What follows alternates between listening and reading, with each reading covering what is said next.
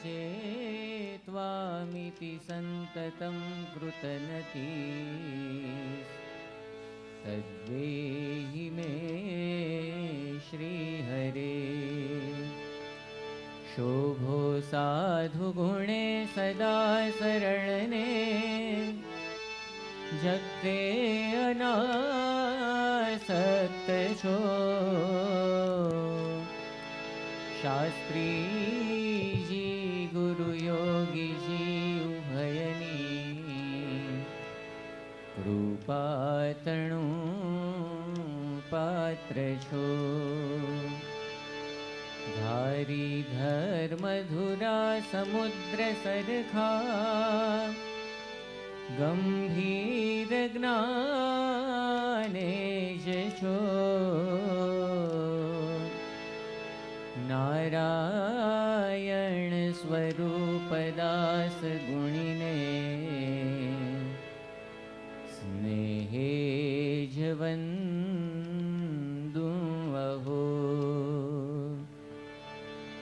श्री स्वामिनारायण भगवाननी जय।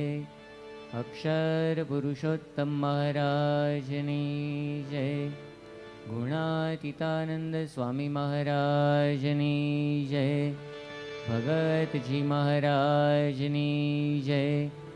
शास्त्री जी महाराजनी जय।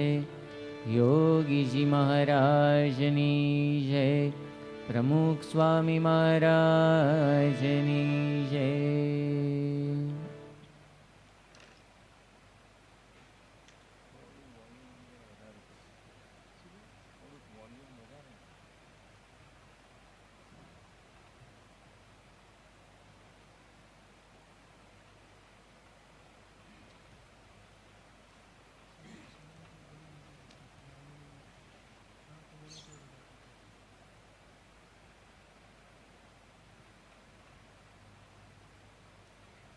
શ્રાવણ માસ નિમિત્તેની આમ તો રોજની સાંજની પારાયણ છે,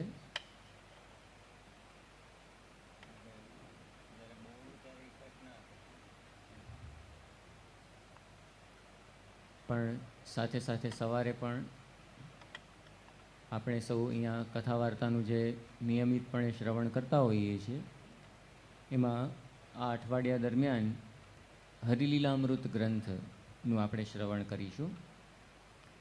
સર્વપ્રથમ તો હરિલીલામૃત ગ્રંથનો કંઈક પરિચય આપણે કેળવીએ. ગઈકાલે પૂજ્ય મહંત સ્વામીએ આપણને કથા વાર્તાનો ઘણો બધો મહિમા એ કહ્યો હતો. કથા વાર્તા એક બહુ અગત્યની વસ્તુ છે, એ સમજવી આપણને અઘરી પડે છે, સમજાતું નથી. જે કથામાં બેઠા હોય એને પણ એવું લાગે છે કે અમે નવરા છીએ. ખૂબ જ સુંદર લડાવીને મહંત સ્વામી આપણને સમજાવ્યું હતું, પણ ખરેખરું અમૃત એ આ કથામૃત જ છે. એકવાર બધા વિદ્વાનોની અંદર અરસપરસ ચર્ચા થઈ કે અમૃત ક્યાં આગળ રહેલું છે. એક જણે કહ્યું અબધૌ, એટલે કે અબધીની અંદર, સમુદ્રની અંદર અમૃત રહ્યું છે. પણ બીજાએ તરત જ એની સામે પ્રશ્ન પૂછ્યો કે જો સમુદ્રની અંદર જ અમૃત હોય તો સમુદ્ર ખારો કેમ છે? ખારો ના હોવો જોઈએ. તો બીજાએ વાત કરી કે વિધૌ, વિધુની અંદર એટલે કે ચંદ્રમાની અંદર અમૃત રહેલું છે. તો પાછો બીજા એક જણે એની સામે પ્રશ્ન કર્યો કે જો ચંદ્રમાની અંદર જ અમૃત હોય તો એને કલંક કઈ રીતે લાગે? એટલે એમાં પણ અમૃત નથી. ત્રીજાએ વાત કરી કે વધુ મુખે, જે નવોઢા સ્ત્રી હોય, નવવધુ, એના મુખની અંદર અમૃત રહેલું છે. તો પછી એક ચોથાએ વાત કરી કે ભાઈ જો એના મુખમાં જ અમૃત હોય તો એનો ધણી મૃત્યુ કેમ પામે? એનું પણ મૃત્યુ થાય છે, એટલે ત્યાં પણ અમૃત નથી. ફણી નામ નિવાસે, એવી ચોથાએ વાત કરી. ફણી એટલે કે જેને ફેણ છે એ સાપ, સાપના નિવાસમાં એટલે કે પાતાળની અંદર અમૃત છે. પણ જો સર્પલોકની અંદર અમૃત હોય તો પછી ત્યાં તો ઝેર છે. સાપ, દરેકે દરેક સાપ કેવા હોય છે? ખાસ કરીને અમારે સારંગપુર બાજુ જેટલા કંઈ સાપ નીકળે છે ને એ બધા ઝેરીલા હોય છે. બધા સાપ ઝેરી હોતા નથી. પણ અહીંયા ફણીની વાત કરીને, ફણી એટલે ફેણવાળા. ફેણવાળા એટલે બધા નાગ થયા. નાગ હંમેશા ઝેરીલા હોય. સારંગપુરમાં અમારે બધા કોબરા જ નીકળે છે. કોબરા એટલે નાગ, અંગ્રેજીમાં કોબરા કહેવામાં આવે. એટલે એવી વાત કરી કે ફણી નામ નિવાસે, પણ સામે બીજાએ પ્રશ્ન કર્યો કે જો ત્યાં જ હોય અમૃત તો પછી ઝેર એની સાથે કઈ રીતે સંભવે? બે વિરોધી વસ્તુ એક જગ્યાએ હોય નહીં. કાં અંધકાર હોય કાં પ્રકાશ હોય. એક જ જગ્યાએ બે વસ્તુ ના હોય. તો પછી એક જણે એવી વાત કરી કે સ્વર્ગે સુધા વસતી, સ્વર્ગની અંદર અમૃત રહેશે. તો પછી બીજો એક પ્રશ્ન એની સામે ઉઠાવ્યો કે ભાઈ જો સ્વર્ગની અંદર જ અમૃત હોય તો પછી બધા દેવો પણ પડે છે, પાછા પૃથ્વી ઉપર અવતરવું પડે છે. ભગવદ્ ગીતાની અંદર જ વાત કરવામાં આવી છે કે ક્ષીણે પુણ્ય મર્ત્ય લોકમ વિશંતિ. જેવો પુણ્યનો ક્ષય થાય એવો મૃત્યુલોકની અંદર એ પાછું આવવું પડતું હોય છે બધાને. એટલે જન્મ મરણ તો ઊભું જ રહેતું હોય છે. એટલે પછી સમાધાન એક એવું મળ્યું જે પ્રમુખ સ્વામી મહારાજ અનેકવાર એમના આશીર્વાદની અંદર આ શ્લોક પોતે ટાંકતા હોય છે કે કંઠે સુધા વસતી વૈ ભગવત જનાનામ. ભગવાનના સંતોના કંઠની અંદર આ અમૃત રહેલું છે. આ હરિલીલામૃત ગ્રંથ પણ એ રીતે ખૂબ જ પ્રસાદીનો છે, કારણ કે અચિંત્યાનંદ વર્ણીનો સંવાદ છે. અચિંત્યાનંદ વર્ણી અભયસિંહ રાજાને શ્રીજી મહારાજના ચરિત્રોની કથા એ પોતે કરી રહ્યા છે. આમ તો આ ગ્રંથનું નામ જ છે હરિલીલામૃત.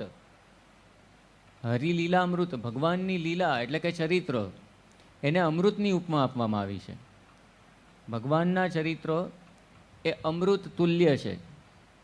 હવે આની પાછળ પણ આખી એક મોટી કથા છે, જેનાથી આપણને લાગે આ હરિલીલામૃત આ ગ્રંથનું નામ પાડવામાં આવ્યું એ કઈ રીતે સાર્થક છે એ પણ આપણને એનો ખ્યાલ આવે એવો છે. શ્રીમદ ભાગવતમાં આ આખી કથા આપવામાં આવી છે. જ્યારે દેવોને અમરત્વની પ્રાપ્તિની ઈચ્છા થઈ કે આપણે અમરત્વ પામીએ તો એના માટે શું કરવું? અમૃતની જરૂર પડે. અમૃત લાવવું ક્યાંથી? સંશોધનના અંતે ખબર પડી કે અમૃત તો સમુદ્રમાં રહેલું છે. હવે કાઢવું કઈ રીતે? જો એને કાઢવું હોય તો આખું સમુદ્રનું મંથન કરવું પડે. હવે આ કંઈ થોડી પેલી ગાગર છે. ગાગરનું મંથન કરીએ આપણે, પેલી છાશ વલોવતા હોઈએ અને થોડી વારમાં માખણ ઉપર આવી જાય. આટલો મોટો સમુદ્ર, હવે એનું મંથન કરવું એ કંઈ નાની સૂની વાત કહેવાય? એ કઈ રીતે કરવું? બધાના મનમાં મૂંઝવણ હતી. એટલે પછી વિચાર કર્યો કે આના માટે તો એક આખો મેગા પ્રોજેક્ટ કરવો પડે. જેમ નહીં નર્મદા પ્રોજેક્ટ છે, એક મેગા પ્રોજેક્ટ કહેવાય. કે પછી કલ્પસર જ્યારે થાય ત્યારે પણ કહેવાય મેગા પ્રોજેક્ટ. એટલે એક બહુ મોટો આ તો પ્રોજેક્ટ કહેવાય.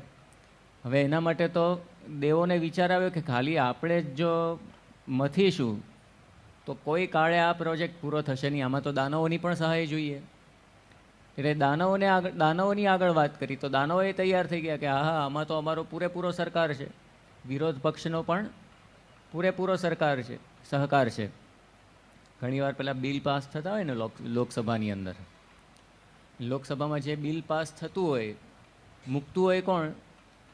જે રૂલિંગ પાર્ટી હોય ને, શાસક પક્ષ હોય એ જે પોતે પ્રસ્તાવ મૂકે અને પછી એ ખરડો પસાર થાય અને હંમેશા શું હોય? વિરોધ પક્ષ એનો વિરોધ કરે. એનો મત હંમેશા નેગેટિવ જ હોય. પેલું જે શાસક પાર્ટી હોય એની ફેવરમાં તો હોય જ નહીં. પણ અમુક ખરડા એવા હોય છે કે જેમાં શાસક પક્ષ ને વિરોધ પક્ષ બધાનો એક મત હોય. દાખલા તરીકે બધા સાંસદોનો પગાર વધારીએ તો બધા તૈયાર થઈ જાય ને કે હા બરાબર છે, બધાનો એક સુર હોય.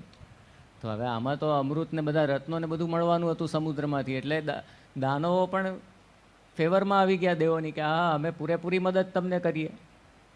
અને પછી કરવું શું? હવે મોટો રવૈયો જોઈએ એના માટે. તો હવે આખા સમુદ્રને મથી શકે એવો રવૈયો ક્યાંથી કાઢવો? એટલે આખો મંદરાચલ પર્વત લઈને નાખ્યો સમુદ્રમાં. મંદરાચલ પર્વત તો નાખ્યો, પણ સાથે સાથે પેલું નેત્રા પણ જોઈએ ને, દોરડું એટલું મોટું જોઈએ. પર્વતને ગોળ ગોળ ફેરવવાનો હતો, કંઈ નાની સૂની વાત હતી નહીં. એના માટે શું કરવું? તો પછી બીજો એક ઉપાય એ લોકોને પ્રાપ્ત થયો કે વાસુકી નાગને વિનંતી કરીએ. સૌથી મોટો કોઈ પણ નાગ હોય તો એ વાસુકી નાગ છે. તો એને આપણે જઈને વિનંતી કરીએ કે નેત્રાની જગ્યાએ પોતે સ્થાન લે અને આપણને મદદ કરે આ કામમાં. એટલે કે વાસુકી નાગની પાસે ગયા અને એને વિનંતી કરી તો એ પણ તૈયાર થયો. અને પાછા દેવો હોશિયાર હતા. દેવોને થયું કે જો વાસુકી નાગનું આપણે મોઢું ઝાલ્યું તો પછી એના મોઢામાંથી તો ઝેર ઓકશે જેવું આ મંથન શરૂ થશે. એટલે અને ઝેરને લઈને આપણે કાળા પડી જઈશું. એટલે આપણે પૂંછડું ઝાલવામાં જ માલ છે, મોઢું પકડવામાં માલ નથી. એટલે પેલા દાનવોને પટાવ્યા, શું કહેવાય, એ લોકોને એકદમ પટાવી લીધા, સમજાવી લીધા. દાનવો ચડી ગયા. જેવા ચડાવ્યા એટલે દાનવો ચડી ગયા. હા, તમે તો બહુ શૂરવીર, તમે તો મોઢું પકડો એવા કે હા અમે મોઢું જ પકડીએ ને થોડું પૂંછડું ચાલીએ. એ દાનવોને પેલું મોઢું પકડાવ્યું અને દેવોએ બધાએ પૂંછડું પકડ્યું. હવે બધાએ મંથન શરૂ કર્યું, પણ કઈ રીતે મંથન કરવું? રિવોલ્વિંગ થવું જોઈએ ને. પેલી રિવોલ્વિંગ ચેર હોય તો ગોળ ગોળ ફરતી હોય. હવે આ ગોળ ગોળ ફરે નહીં. આટલો મોટો પર્વત આખે ને આખો અંદર જ જતો રહ્યો, આમ બહાર જ દેખાય નહીં. તો કઈ રીતે કંઈ ખબર જ ના પડે. હવે ભગવાનનો આશરો લેવો પડે એમ હતું. એટલે ભગવાનના આશરે ગયા બધા અને ભગવાનને જઈને એમણે વિનંતી કરી કે ભગવાન તમે કંઈક કરો, આમાં અમારાથી હવે કંઈ થાય એવું નથી. એટલે એ વખતે ભગવાન પોતે તૈયાર થયા અને ભગવાને કુર્મા અવતાર ધારણ કર્યો. કુર્મા એટલે કે કાચબો. કાચબાનું સ્વરૂપ ભગવાને ધારણ કર્યું. કાચબાની પીઠ ઉપર પેલી ઢાલ હોય, એ ઢાલની ઉપર પોતે ભગવાને આખો આ મંદરાચલ પર્વત પોતે ધારણ કર્યો. એટલે ખૂબ જ ઇઝીલી પેલું રિવોલ્વિંગ થઈ શકે, ગોળ ગોળ ફરી શકે. અને પછી તો આ સાગર મંથન શરૂ થયું, આખા સાગરનું મંથન. અને પહેલાંમાં પહેલું કાઢવું હતું અમૃત ને નીકળ્યું છું પહેલાંમાં પહેલું ઝેર, હળાહળ ઝેર, કાલકૂટ ઝેર. એ ઝેરના જ નામ છે આ જુદા જુદા. એકદમ કાતિલ ઝેર. હવે એવું કાતિલ હતું, પૃથ્વી પણ એ ઝેરને જીરવવા સમર્થ થઈ નહીં. આજે પણ અમુક એક કક્ષાના ઝેર હોય છે જે પૃથ્વીમાં પણ આપણે નાખી ના શકીએ, સ્પેસમાંય ના નાખી શકીએ. દાખલા તરીકે જે એટમિક રિએક્ટર્સ હોય છે, બરાબર, અણુ ભઠ્ઠી જેને કહીએ છીએ આપણે, જેમાં અણુ ઉર્જા જેમાંથી આપણને પ્રાપ્ત થાય, તો એટમિક પાવર સ્ટેશન ને બધા હોય છે. ભારતમાં તો બહુ જૂજ છે, બહુ ઓછા છે. અને આપણને હવે વિશેષ એટમિક પાવર સ્ટેશન આપણે ઊભા કરી શકીએ એના માટે બધા પ્રયત્નો ચાલે છે. કારણ કે થોડું સસ્તું પણ છે અને ઘણી ઇલેક્ટ્રિસિટી એનાથી મળી શકે એમ છે. પણ એ એટમિક રિએક્ટર્સનો જે આણ્વિક કચરો હોય ને, બધું છેલ્લે જે બાકી રહે, એ તો સખત એની અંદર રેડિયેશન્સ હોય બધા. એટલે તમે સીધો એ ધરતીની અંદર દાટી ના શકો. એને એકદમ વેક્યુમ પેક કરી અને પછી અંદર દાટવો પડે. સ્પેસમાં પણ તમે નાખી ના શકો. એટલે એવી રીતે આ જે ઝેર નીકળ્યું હતું એને પણ ક્યાં નાખવું? એટલે કે ગયા ક્યાં બધા? ભોળાનાથની પાસે. નામ જ એમનું ભોળાનાથ. કારણ કે થોડી વારમાં એ રીઝી જાય. આશુ તુષ્યતિ સહ આશુતોષ, બીજું નામ છે શંકર ભગવાનનું. થોડીક વારમાં એ રાજી થઈ જાય. શ્રીજી મહારાજની આવી પ્રકૃતિ નથી. મહારાજ તો મધ્યના 28મા વચનામૃતમાં વાત કરે છે કે અમે તો ઝાઝા સમય સુધી જોઈએ અને પછી જે તે વ્યક્તિ ઉપર રાજી થઈએ કે કુરાજી થઈએ, પણ તરત રાજી કે કુરાજી થઈ જતા નથી. પણ શંકર ભગવાન તો તરત રાજી થઈ ગયા અને તૈયાર થઈ ગયા ઝેર પીવા માટે. પી પણ ગયા. કંઠને અંદર ધારણ કર્યું, સીધું બધું નીચે ઉતારી દીધું નહીં. ત્યારથી નીલકંઠ કહેવાયા. એટલે ટૂંકમાં જ્યારે આ ઝેર નીકળ્યું પછી ધીમે ધીમે પછી જુદા જુદા રત્નો પણ નીકળ્યા અને છેલ્લે અમૃતનો વારો આવ્યો. પેલા ધન્વંતરી વૈદ્ય અમૃતનો કુંભ લઈને એમાંથી બહાર આવ્યા. આ આખો સમુદ્ર મંથનનો પ્રસંગ આપણે દિલ્હી અક્ષરધામની અંદર જે ગજપીઠિકા છે, બરાબર, જુદા જુદા હાથીઓ તમે જોયા હશે, એની અંદર આ આખો પ્રસંગ મૂકવામાં આવ્યો છે. હવે ધન્વંતરી વૈદ્ય અમૃતનો કુંભ લઈને નીકળ્યા તો ખરા, પણ અમૃત ભગવાને કાઢ્યું હતું કોના માટે? દેવોને માટે. પણ બન્યું એવું કે દાનવો લઈને ભાગ્યા. અમૃતનો કુંભ ઝૂંટવી લીધો આમના પેલા ધન્વંતરી વૈદ્યના હાથમાંથી અને દાનવો લઈને ભાગ્યા. એટલે પછી તો દોડ પકડ શરૂ થઈ. આગળ દાનવો અને પાછળ બધા દેવો. અને એવું બન્યું કે એમાં આખા ભારતમાં એ લોકો બધા આવી રીતે દોડ પકડ ચાલતી હતી, કારણ કે દેવોને દાનવોની દોડ પકડ હતી ને, એટલે છોકરાઓની દોડ પકડ હોય તો એક નાનકડા ગ્રાઉન્ડની અંદર પૂરી થઈ જાય. પણ આ તો ભારતના ઘણા બધા પ્રદેશની અંદર ચાલી. 4 જગ્યાએ પેલા દાનવો કંઈક થાક્યા હશે તો વિશ્રામ એમણે લીધો, પેલો કુંભ એમણે નીચે મૂક્યો. એ 4 સ્થળ ભારતમાં ખૂબ જ પવિત્ર માનવામાં આવે છે, જ્યાં આગળ દર 3 વર્ષે કુંભ મેળા થાય છે. એક તો નાસિક ગોદાવરીના કાંઠે, બીજું છે ઉજ્જૈન શિપ્રા નદીના કાંઠે, ત્રીજું છે હરિદ્વાર ગંગા યમુના અને સરસ્વતીનો સંગમ, હરિદ્વાર એટલે ગંગા નદી જ્યાં મહાકુંભ થાય છે, અને પ્રયાગ જ્યાં ગંગા યમુના અને સરસ્વતી 3નો સંગમ થાય છે. એટલે ટૂંકમાં આ રીતે આ અમૃતની આખી કથા છે. પછી તો ભગવાને પોતે મોહિની સ્વરૂપ ધારણ કર્યું ને પછી કથા આગળ આખી વધે છે. પણ હવે હરિલીલામૃત ગ્રંથનો આપણે વિચાર કરીએ. હરિલીલામૃત ગ્રંથની અંદર પણ એનું નામ શું છે? હરિલીલામૃત, ભગવાનના ચરિત્ર રૂપી અમૃત. તો અમૃત શેની અંદર નીકળ્યું હતું? કળશની અંદર. તો હરિલીલામૃતના પ્રત્યેક અધ્યાયનું નામ કળશ આપવામાં આવ્યું છે, કારણ કે અમૃત શેમાં હોય? કળશમાં. અને કળશ પાછો 4 જગ્યાએ મૂક્યો હતો, એટલે કે વિશ્રામ લીધો હતો. તો પ્રત્યેક કળશની અંદર પણ ભગવાન જે પ્રકરણ હોય ને જુદા જુદા, જેની અંદર મહારાજના બધા ચરિત્રો હોય, તો પ્રત્યેક પ્રકરણનું નામ વિશ્રામ આપવામાં આવેલું છે આ હરિલીલામૃત ગ્રંથમાં. એટલે એનું નામકરણ પણ એ રીતે ખૂબ જ સાર્થક છે, આ બધી જે પૌરાણિક કથા આપણે હમણાં જોઈએ એ પ્રમાણે. અને સાથે સાથે થોડો ઇતિહાસ પણ જોઈ લઈએ, હરિલીલામૃતની ઉત્પત્તિ કઈ રીતે થઈ. તો આચાર્ય વિહારીલાલજી મહારાજના સમયમાં કેટલાક હરિભક્તો, એમના અંતરમાં એવો વિચાર આવ્યો કે મહારાજના ચરિત્રોનો કંઈક આવો નવો ગ્રંથ રચાય તો સારું. એમણે વિહારીલાલજી મહારાજને વિનંતી કરી કે આપ આવો કોઈ નવો ગ્રંથ રચો. વિહારીલાલજી મહારાજે એ વખતે વાત કરી કે તમે આ નવા ગ્રંથની વાત કરો છો, પણ સંપ્રદાયની અંદર એટલા બધા ગ્રંથો. એ સમયે વિહારીલાલજી મહારાજ 3જા આચાર્ય થયા વડતાલ ગાદીના. પહેલાં રઘુવીરજી મહારાજ, જે શ્રીજી મહારાજે નિમ્યા. એના પછી ભગવત પ્રસાદજી મહારાજ, અને 3જા આચાર્ય વિહારીલાલજી મહારાજ, જે શાસ્ત્રીજી મહારાજને જેમણે દીક્ષા આપી હતી. એટલે આજથી લગભગ 150 વર્ષ પૂર્વે આ વિહારીલાલજી મહારાજ પોતે થઈ ગયા, 150 થી પોણા 200 વર્ષ પહેલાં. એટલે વિહારીલાલજી મહારાજને જ્યારે આ બધા હરિભક્તોએ વાત કરી, વિહારીલાલજી મહારાજે કહ્યું કે અત્યારે એટલા બધા સંપ્રદાયની અંદર ગ્રંથો છે કે એ જ તમે વાંચો. એ વખતે આ બધા સંતો ભક્તોએ વાત કરી કે મહારાજ તમે એ વાંચવાની વાત કરો છો, પણ એ તો ઘણા બધા સંસ્કૃત ભાષામાં છે. સંસ્કૃત ભાષા બધા ભણ્યા હોય નહીં. એ તો કોના જેવી તમે વાત કરી કે કોઈક પેટીની અંદર બધા ફળ ફળાદીને સૂકો મેવો ને બધું રાખી મૂક્યું હોય અને એને લોક મારી દીધું હોય, અને ચાવી જેની પાસે હોય એ જો ખોલી આપે તો આપણને મેવા મળે. એવી રીતે આ સંસ્કૃત ભાષા કોઈક સમજાવનારો હોય, કથા કરનારો હોય ને એ કથા કરે ત્યારે અમને એ ચરિત્ર માણવા મળે, એ સિવાય અમને માણવા મળે નહીં. તો અમે પણ સમજી શકીએ એવી પ્રાકૃત ભાષાની અંદર તમે આ ચરિત્રો લખો. પ્રાકૃત ભાષા એટલે કે સંસ્કૃતમાંથી જન્મેલી જે બીજી બધી ભાષાઓ છે, હિન્દી છે કે ગુજરાતી છે, એવી બધી ભાષાઓ. તો એ વખતે વિહારીલાલજી મહારાજે કહ્યું કે સંપ્રદાયની અંદર ઘણા બધા પ્રાકૃત ભાષાના પણ ગ્રંથો છે. જેમ કે ભક્ત ચિંતામણી નિષ્કુળાનંદ સ્વામીએ ગ્રંથ લખ્યો છે, નિષ્કુળાનંદ કાવ્ય, એમાં તો કેટલા બધા ગ્રંથો નિષ્કુળાનંદ સ્વામીના આવી જાય. અને એ ઉપરાંત પણ ઘણા બધા પ્રાકૃત ભાષાની અંદર લખાયેલા ગ્રંથો છે પરમહંસોના, જે આપણને ખ્યાલ નથી. શ્રી હરિચરિત્રામૃત સાગર એકદમ દળદાર સંપ્રદાયનો ગ્રંથ છે, સૌથી મોટો ગ્રંથ જેને કહી શકાય.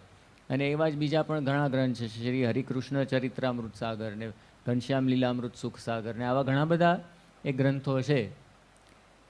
વિહારીલાલજી મહારાજે તો એવી વાત કરી કે તમે રોજ એનું એક એક પ્રકરણ વાંચો ને તો 100 વર્ષ સુધી ખૂટે નહીં એટલા ગ્રંથો છે. એટલે તમે વાંચો.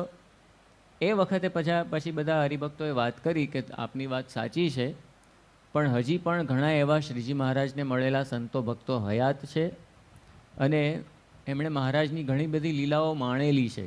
જે આ બધી જ લીલાઓ શાસ્ત્રો, આ બધા જે આગળ શાસ્ત્રો રચાયા છે એની અંદર એ લીધી નથી. એટલે જો આ બધા સંતો ભક્તો જતા રહેશે તો એ લીલાઓ પણ બધી જતી રહેશે, વિસરાઈ જશે. એટલે તમે કંઈક કૃપા કરો ને આવો ગ્રંથ રચો. એટલે વિહારીલાલજી મહારાજે વાત કરી કે અમે બધા સંતો હરિભક્તોને ભેગા કરીને પછી વાત મૂકીશું. અને પછી એમણે વાત મૂકીને બધાએ વધાવી લીધી કે વાત સાચી છે, તમે આવો ગ્રંથ રચાવો. અને પછી એમણે આ હરિલીલામૃત ગ્રંથની રચના કરી. અને એ હરિલીલામૃત ગ્રંથની અંદર 2 સંવાદ આવે છે. એક તો વસોના વાઘજીભાઈ એને ભૂમાનંદ સ્વામી ઉપદેશની વાત કરે છે. વસોના વાઘજીભાઈ એ પણ ગુણાતીતાનંદ સ્વામીના અનન્ય શિષ્ય. અને બીજો જે સંવાદ છે અભયસિંહ રાજા અને અચિંત્યાનંદ વર્ણી. અચિંત્યાનંદ બ્રહ્મચારી એ પણ ગુણાતીતાનંદ સ્વામીના સમયના જૂનાગઢની અંદર પોતે રહેતા હતા, બહુ મોટા વિદ્વાન હતા સંસ્કૃતના. અને ગુણાતીતાનંદ સ્વામીનું જે અષ્ટક, સંસ્કૃત અષ્ટક આપણે ગાઈએ છીએ, ગુણાતીતાનંદમ મુનિવરમહમ નવમી સતતમ મહાધ્યાનાભ્યાસમ, જે શ્લોક છે એ આખું અષ્ટક એના રચયિતા અચિંત્યાનંદ બ્રહ્મચારી. અને આખો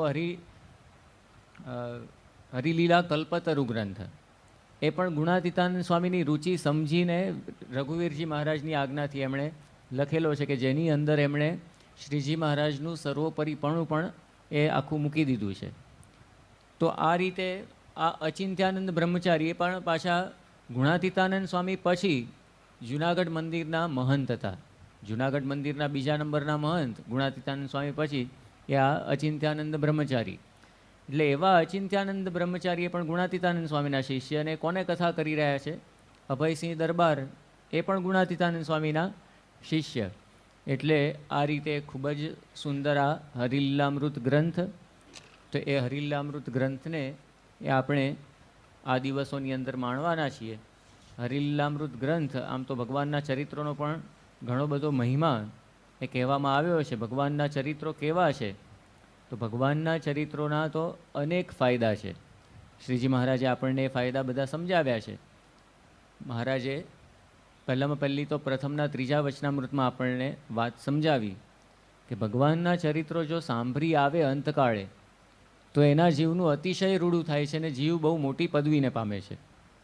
એટલે કે ભગવાનના ધામની પ્રાપ્તિ એ આ ભગવાનના ચરિત્રોથી થતી હોય છે.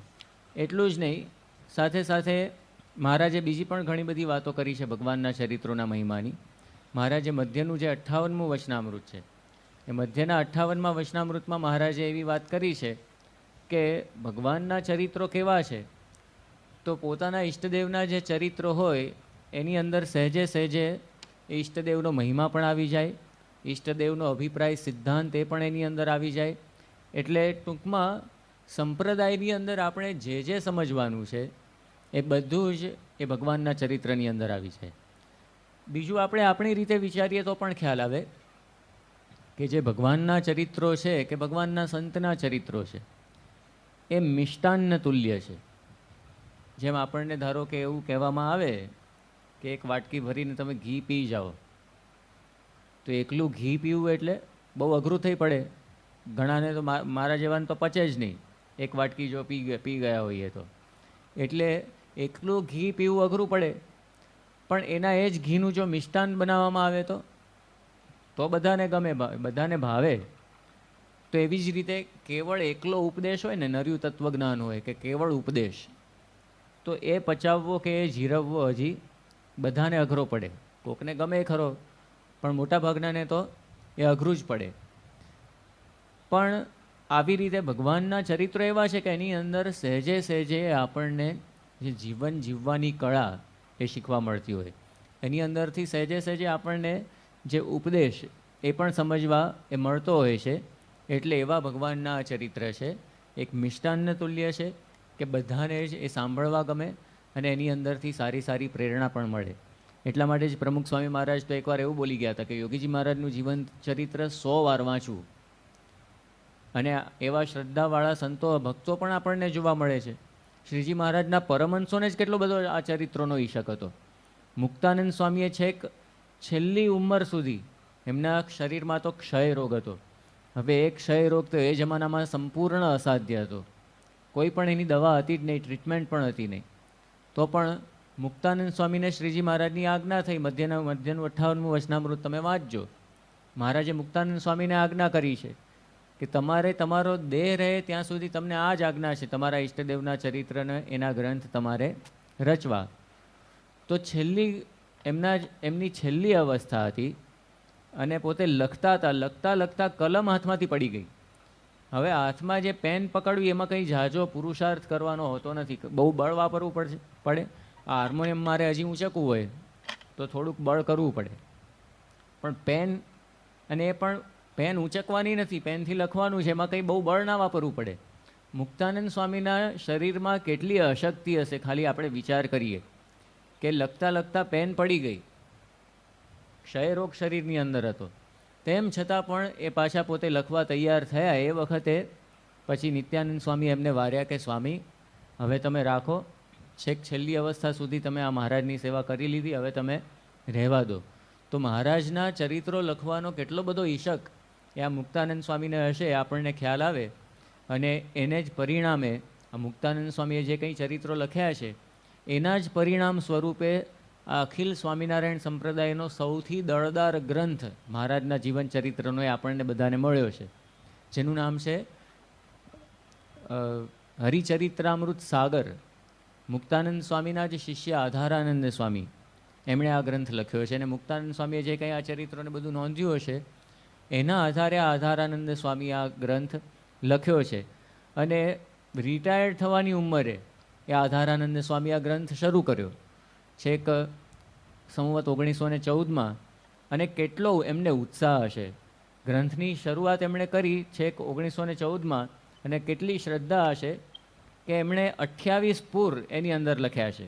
છેલ્લું 29મું પૂર પછી અધૂરું રહ્યું છે. 97,389 જેટલી કડીઓ એમણે એની અંદર કંડારી છે. અને મહારાજની બાળલીલા સુધીનું એક પૂર, પછી લોજમાં મહારાજ આવ્યા ત્યાં સુધીનું બીજું, પછી મહારાજના પ્રત્યેક વર્ષનું એક પૂર, એમાં પણ નામ એનું સાર્થક છે, હરિચરિત્રામૃત સાગર. સાગરને એની અંદર બધા પૂર આવે, અને એટલે પ્રત્યેક અધ્યાયનું નામ પૂર, અને એની અંદર જુદા જુદા પ્રકરણો, એનું નામ ત્યાં આગળ તરંગ આપવામાં આવ્યું છે. સાગરની અંદર બધી લહેર આવે ને, તરંગ આવે, એટલે એનું પણ એ રીતે સાર્થક નામાભિધાન એ કરવામાં આવ્યું છે. અને કેવો દળદાર ગ્રંથ છે. એ હસ્તલિખિત ખરડા આપણી પાસે તે સારંગપુરની અંદર એની ઝેરોક્સ કોપી છે. એને આપણે થપ્પી મૂકીએ ને બધા ગ્રંથોની, 7 ફૂટ ઊંચી એની થપ્પી થાય. તો કેટલી લખવાની શ્રદ્ધા એ આપણને આ પરમહંસોની અંદર એ જોવા મળે. લખતા થાક્યા જ નથી. અને આધારાનંદ સ્વામી પોતે એની અંદર લખે છે કે આ ચરિત્રનું ગાન કરવું એ તો ભક્તિ તુલ્ય છે. અને કોઈ દિવસ એમને કંટાળો આવતો જ નથી. પોતે લખે છે એમાં કે ભાવિક જનો માટે આ ગ્રંથ ભાવથી રચ્યો છે, તેથી કોઈ શ્રમ જણાયો નથી. આટલું બધું લખવામાં શ્રમ જણાયો નથી. કોટી કલ્પ સુધી લખતા પણ શ્રમ થાય નહીં. શ્રીહરિ ઉત્સાહને દિવસે દિવસે પોષતા રહે છે. ગ્રંથ કીર્તન વગેરે રચવાનું ફળ એ શ્રીહરિમાં ચિત્ત ચોંટે એ જ છે. કવિત્વ દેખાડવા આ ગ્રંથ ભણ્યો, આ ગ્રંથ લખ્યો નથી. કવિત્વની રીત લેશ પણ હું જાણતો નથી. તો આપણને જોવા મળે છે કે કેટલા દાખલા આ પરમહંસોએ કરેલા છે, કેટલો પુરુષાર્થ એમણે આ ભગવાનના મહારાજના ચરિત્રોની પાછળ એ કરેલો છે. મહારાજના બધા જે પરમહંસો હતા, અને પરમહંસોએ પણ આજે એકદમ ભક્તિભાવપૂર્વક શ્રીજી મહારાજના બધા ચરિત્રો એમણે સંભાળી રાખ્યા છે ને એની વાતો કરેલી છે.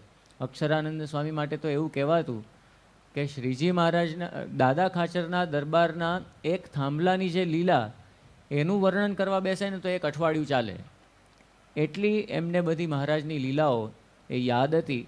તો આ પરમહંસોના દાખલા આપણને જોવા મળે છે. સાથે સાથે આપણને અત્યારે પણ એવા સંતો ભક્તો છે કે જે અત્યારે પણ પ્રમુખ સ્વામી મહારાજના જે કંઈ ચરિત્ર હોય કે પછી આ આપણા જીવન ચરિત્ર, તો એનો અભ્યાસ કરવાની એવી એક તમન્ના એમના જીવનમાં જોવા મળે. જેમ કે આનંદ સ્વરૂપ સ્વામી છે. આનંદ સ્વરૂપ સ્વામી માટે આ બધા સંતો વાત કરે છે કે એમણે જે પ્રસંગ પોતે નિહાળ્યો હોય પ્રમુખ સ્વામી મહારાજનો, તો એઝ ઇટ ઇઝ પોતે પાછા કહી શકે. એટલે એટલી સૂક્ષ્મતાથી પોતે ગ્રહણ કરે, અને એવું સ્મૃતિ કરવાનું પણ અંગ, તો એને લઈને પોતે એ કહી શકે છે. એવા જ ઘણા બધા આપણા હરિભક્તો છે. એકવાર એક હરિભક્તને સ્વામીએ વાત કરી કે સ્વામીએ તો કથા વાર્તામાં જ વાત કરી હતી કે 108 વાર 100 વાર વચનામૃત વાંચવું, તો એ હરિભક્તે તો 100 વાર એ વચનામૃતનો પાઠ કરી લીધો. આપણા એક હરિભક્ત ત્યાં આગળ ફ્રાન્સની અંદર છે. હવે પોતે જ્યાં આગળ નોકરીએ જાય તો નોકરીએ જતાં પોતે ત્યાંની પેલી ટ્રેનની અંદર, લોકલ ટ્રેનની અંદર બેસીને જતા હોય અને 45 મિનિટ જેટલો સમય થાય, તો 45 મિનિટની જે આવન જાવન થાય તો એ દરમિયાન પોતે સાથે જીવનચરિત્ર લેતા જાય. તો આપણી સંસ્થાએ જેટલા મોટા પેલા દળદાર જીવનચરિત્ર આખી ગુરુ પરંપરાના જે કંઈ બહાર પાડેલા છે, બધા જ જીવનચરિત્ર એમણે વાંચી લીધા છે ટ્રેનની અંદર જ. એટલે આવા પણ હરિભક્તો આજના દિવસે પણ આપણને જોવા મળે છે કે જેને આ ભગવાનના લીલા ચરિત્રને વિશે આવો ઈશક હોય, તો જો આવો ઈશક હોય તો પછી આપણને આ જે ચરિત્રો અસર કરે.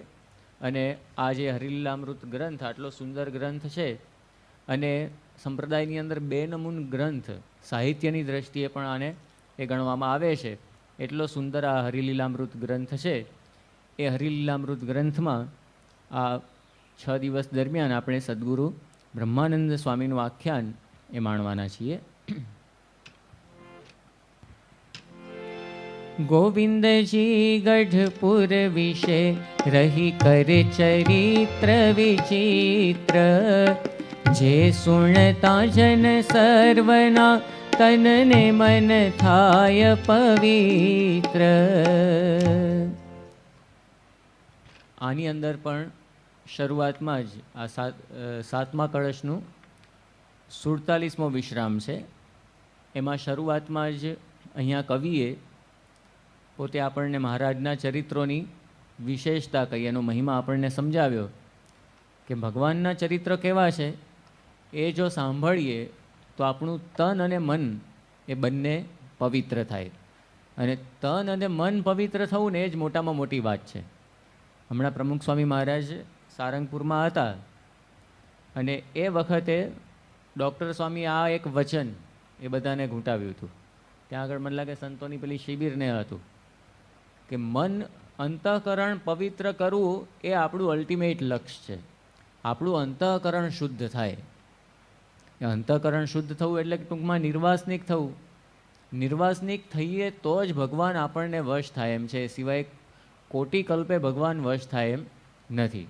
જેમ સંતો આપણને સમજાવતા હોય છે, વરતાલના 8મા વચનામૃતમાં પણ મહારાજે આપણને સમજાવ્યું છે કે દેવ જેવા થઈને દેવની પૂજા થઈ શકે. અહીંયા પણ પૂજારી સ્વામી છે તો એ પોતે પહેલાં 16 થાય. 16 થાય એટલે 16 સ્નાન કરવું પડે સંપૂર્ણ. આપણે તો નોર્મલી કેવું હોય, સ્નાન કરી લઈએ અને પછી કોરા વસ્ત્રથી શરીર લૂછીએ. એમણે તો જે વસ્ત્રથી શરીર લૂછવાનું એ પણ ભીનું કરી નાખવાનું ને પછી એનાથી શરીર લૂછવાનું. એટલે સંપૂર્ણ શુદ્ધ થઈને પછી ભગવાનની સેવામાં એ જવાનું હોય. એ વસ્ત્ર કોઈને અડેલા હોવા જોઈએ નહીં, સંપૂર્ણ શુદ્ધ હોવા જોઈએ. તો આપણા દરેક શિખરબદ્ધ મંદિરમાં એ રીતે સેવા પૂજા થતી હોય છે. દેવો ભૂત્વા દેવમ યજેત. દેવ જેવા થઈને દેવની સેવા કરીએ તો પછી આપણે એવા પવિત્ર થઈએ તો દેવની સેવાનો અધિકાર પ્રાપ્ત થતો હોય છે. મહાપૂજા વિધિ હોય તો મહાપૂજા વિધિમાં પણ એ રીતનું જ છે ને. મહાપૂજા વિધિમાં પણ વચ્ચે ન્યાસ વિધિ આવે છે. ન્યાસનો અર્થ થાય સ્થાપન, અને એમાં જુદા જુદા અંગોનો સ્પર્શ કરાવતા હોય છે જમણા હાથે સંતો. એટલે જે તે અંગમાં ભગવાનનો ન્યાસ થાય, ભગવાનનું સ્થાપન થાય. અને ટૂંકમાં આપણે એવા પવિત્ર થઈએ પછી મહાપૂજા વિધિની શરૂઆત થતી હોય છે. તો આપણને આ મહાપૂજા વિધિ કરવાનો અધિકાર પ્રાપ્ત થાય. એટલે એવી રીતે ભગવાનના જો ધામમાં જવું હોય તો મનથી પણ પવિત્ર થવું એ કમ્પલસરી છે. એટલા માટે જ મહારાજે પ્રથમના 38મા વચનામૃતમાં પોતાનો સિદ્ધાંત આપણને સમજાવ્યો કે મને કરીને નિર્વાસનિક થવું એ અમારો મત છે. એટલે મનથી સંપૂર્ણ આપણી વાસના એ ટળી જવી જોઈએ. અને એના માટેનો આ ઉપાય છે ભગવાનના ચરિત્રો, ભગવાનની કથા વાર્તા. કાર્યાણીના 12મા વચનામૃતમાં મહારાજે વાત કરી કે વિશ્વાસ રાખીને પ્રીતિએ સહિત જે પુરુષોત્તમ નારાયણની વાત સાંભળવી, એથી ઉપરાંત મનને નિર્વાસનિક કરવાનું બીજું કોઈ શ્રેષ્ઠ સાધન નથી. એટલે આ ભગવાનની કથા વાર્તા, ભગવાનના ચરિત્ર એ એવા છે કે આપણું મન એ પવિત્ર કરે. તો એની અંદર આ સદગુરુ બ્રહ્માનંદ સ્વામીનું આખ્યાન એ હવે આપણે સાંભળીએ.